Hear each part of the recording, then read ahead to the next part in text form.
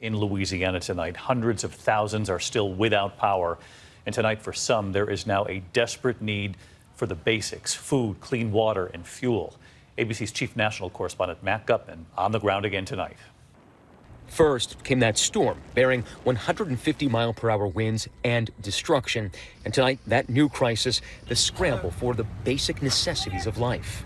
You see it in the miles-long lines for gas, the lines to buy generators, and on the faces of hurricane survivors. We just lost it all. Well, we ain't got nowhere to live, and then we ain't got no food. Food, water, shelter, and fuel, all desperately scarce. There's nothing open and all the way through Baton Rouge, and we were lucky to find this. It's been 4 days since that hurricane slammed through here, and still all of this sludge brought in by the storm surge remains. Folks are starting to clean up, but these streets are still canals.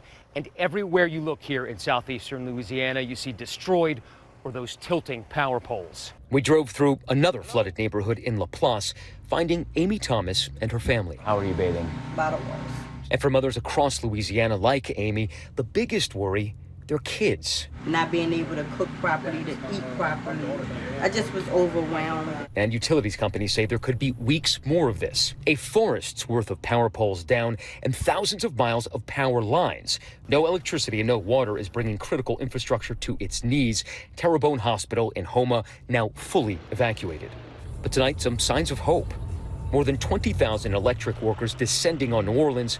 Those crews restoring one of 8 transmission lines that power the city, turning the lights back on for 85,000 customers.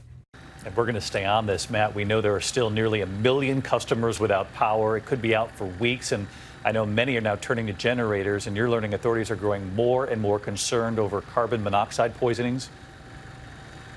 David, EMS officials here are reporting a 180% rise in their call volume, partly driven by those carbon monoxide poisonings. And today in New Orleans, we learned that 12 people were hospitalized, including 7 children, for carbon monoxide poisoning.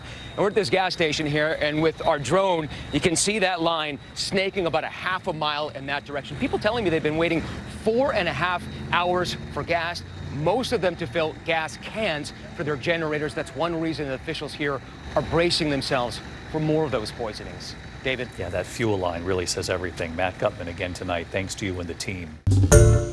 Hi, everyone. George Stephanopoulos here. Thanks for checking out the ABC News YouTube channel. If you'd like to get more videos, show highlights, and watch live event coverage, click on the right over here to subscribe to our channel. And don't forget to download the ABC News app for breaking news alerts. Thanks for watching.